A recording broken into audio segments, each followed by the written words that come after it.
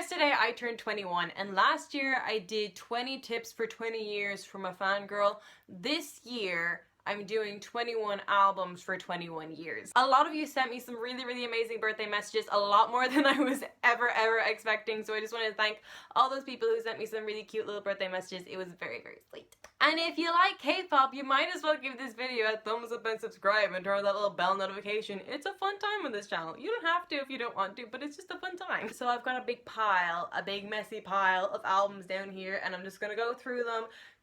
21 albums for 21 years, just picking some random ones and giving them some love. Okay, so I'm gonna start off with NCT Dreams' first single album, which was their first physical release, where they look like little babies. I guess because I'm thinking of like a 1-year-old and I'm thinking of like the babies.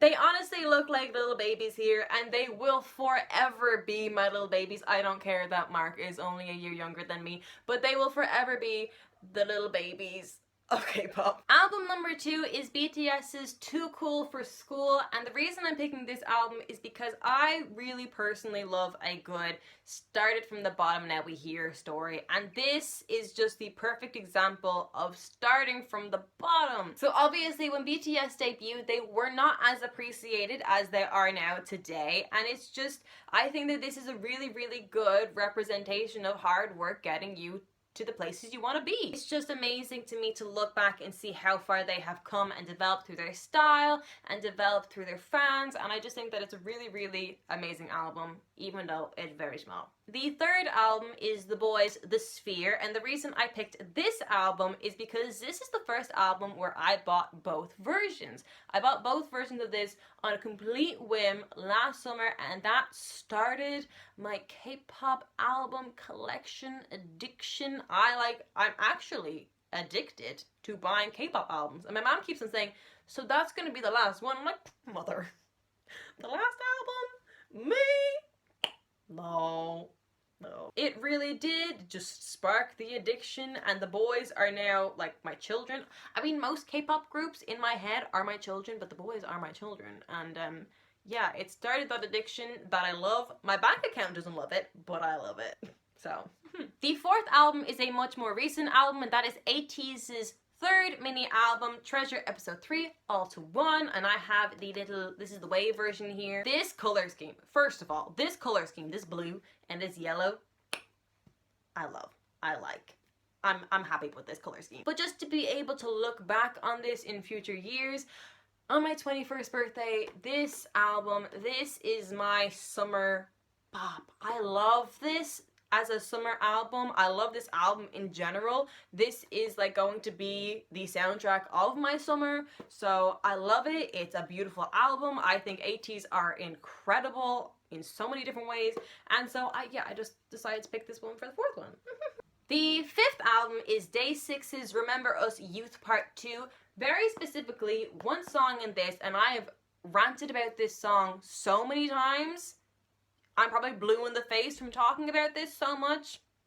Blue. I always make that joke on this channel, and every single time I make that joke, no matter how many times I made that joke, I always go, blue. But the song I'm talking about is Marathon. Marathon is such a beautiful song about taking things at your own pace, and it's just something that I need to remind myself of a lot, that like sometimes I'm like, I need to be doing so much right now, I'm not doing enough, and it's just like, no, catch your breath, you got time here, just focus on what you need to do right now. And so this is a really beautiful album. The whole album is really amazing. It gives me like, the title track gave me really big like 1975 vibes, like that kind of synth pop. Oh, so beautiful. Continuing with another JYP artist, the sixth album is Twice's Twice-tagram. This can be for many reasons. First of all, in my life, I haven't connected with a lot of female artists because I was raised mainly listening to male artists, so that's what I gravitate more towards, and I just really connected with Twice, and I really love them for their like happy vibe. And I've often been like, I was an emo kid, and so like just listening to this happy music, it's like happy music really does make you happy sometimes. Wow! Who knew? I just like that whole girls supporting girls thing. I always want to support some fellow females, so I really love. This was my first girl group album ever, and it will always be the first girl group album ever for me. But another thing is that I accidentally damaged it. Like the first day I got it, there's like a big black splodge underneath this, and so just because something's a little bit damaged doesn't mean it can't be pretty again. Just gotta put a sticker on it. The 7th album is NCT 2018's Empathy album. I love this album because I think that the concept of this is really, really amazing, that they have all different units in it. I really wish that SM would do this more often, and I think that they could do something really amazing if they did something like this more often.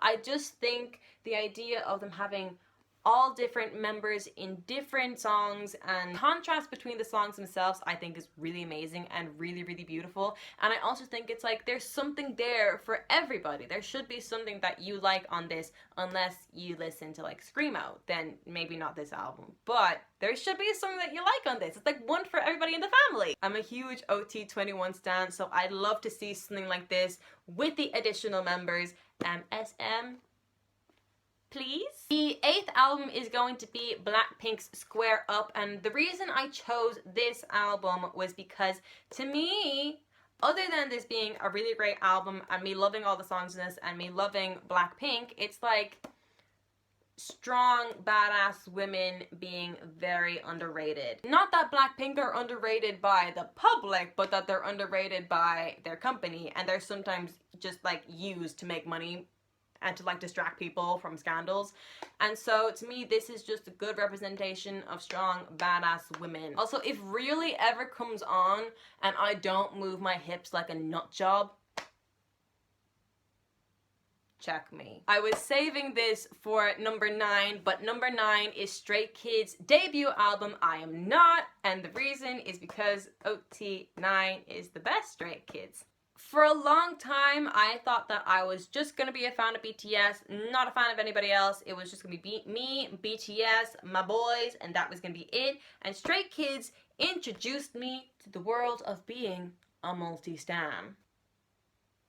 I was so blown away by them. I was so blown away by the fact that this was a self-produced album, and the fact that the people who produced it were like my age, and I'm like, oh my goodness, that's so amazing. I just think with Stray Kids, you can do no wrong. I love Stray Kids so much. I'm so whipped for them. Stray Kids, the boys and ATs, I'm whipped. They are my children. I will go to the ends of the earth for them. But continuing on to 10 and 11. For 10, I have I Am Who, and for 11, I have I Am You. Just to continue on with the I Am series. This series, I loved. I loved how concise this series was. I loved how consistent it was. Again, similar to Remember Us Youth Part 2, like the message of my pace in this being like, you know, take your time. Beautiful. Amazing. I love this album. Hero Soup or Hangover Soup, it kind of goes by those two names. On this, so relaxing to me. So relaxing to me. I just put it on and I'm zen. I'm calm. I'm happy. This series, this I Am series, I love. I love it to pieces, and I will forever love it, and it will forever be my Stray Kids staple. For number 12, I'm actually going to pick NCT 127's Regular Irregular. Now, I made a whole video about this packaging. This is not my favorite packaging. I can respect SM for wanting to do something different. And that's the thing. I can respect you for what you do, even if I don't like it. Not my favorite packaging, but it's also a message. Just because you don't like the outside, it doesn't mean you won't like the inside. The whole like, don't judge a book by its cover. I love this album packaging, not so much. Not so much. But we still support it because we love the music that's on the inside. Album number 13 is going to be Key's first album. I really, really love this album. I really love every single song on this album. But the reason I'm picking it is because I got the little Key Polaroid.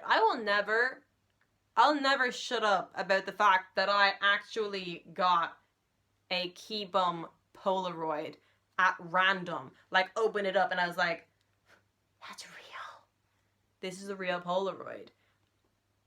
He took this. I guess sometimes because we tend to think negatively of ourselves, I never ever expected to get this, so I just wasn't expecting it, opened it, saw it, and I was like, oh my goodness, it's there. Yeah, a little bit of a look there. Look of the Irish, you know? Album number 14 is the boys' most recent single album, Bloom Bloom. The reason I picked this album, A, I am whipped for the boys.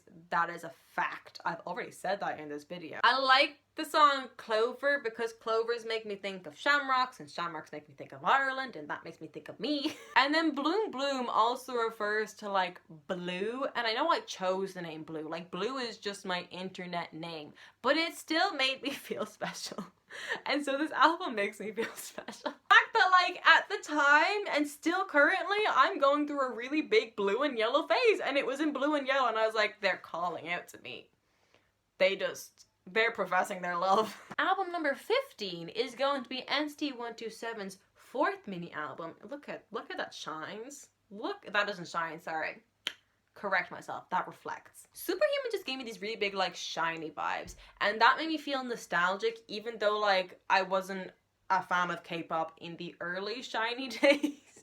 But yeah, it just made me feel really nostalgic listening to it. I loved the harmonies in it. If you know me, I love a good male harmony. I love a good male harmony. Album number 16 is ATEEZ's debut album, Treasure Episode 1, All to Zero, and the reason I picked this album is because when I only listened to Western pop, like I would never ever sit down and listen to an album from start to finish, song number 1 to last song. I don't know how many songs are in an album, like it varies.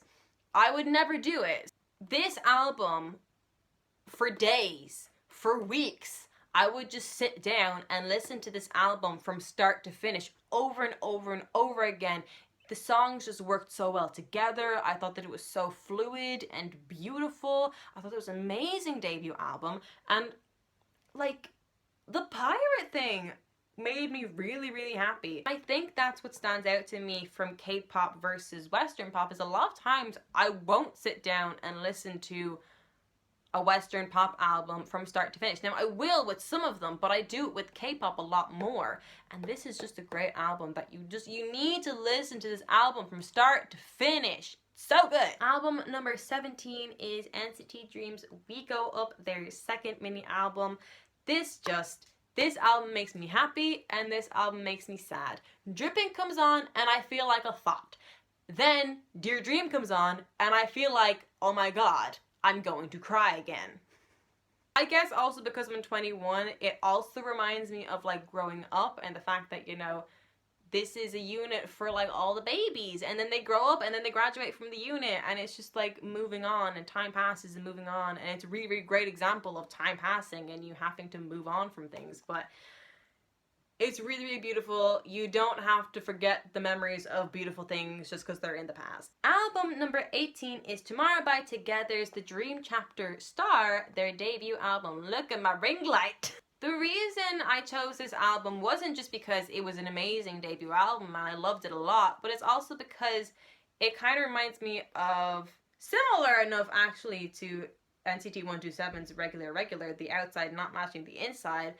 The sounds of a lot of these songs are very happy and upbeat when the meanings of them can be a lot more deep and dark and maybe even a bit sad, yet hopeful at the same time. It's a weird process. But I don't know, but to me, I love looking past the meaning, so I don't like songs that just stay there and be like, you're so pretty, I want to kiss your face, you left me and I miss you, those kind of things. Like, I don't like songs that are too obvious. Maybe that's another reason why I love K-pop. I don't like songs that are too obvious. I love a happy sounding song that actually has a really, really deep, maybe even sad meaning. And me personally, a lot of people when they meet me, think that I'm very, very intimidating when it's actually just that I'm shy. So it's kind of like you have to go past the exterior to get to the interior, because a lot of people think I'm intimidating on the outside and then I'm actually a baby on the inside.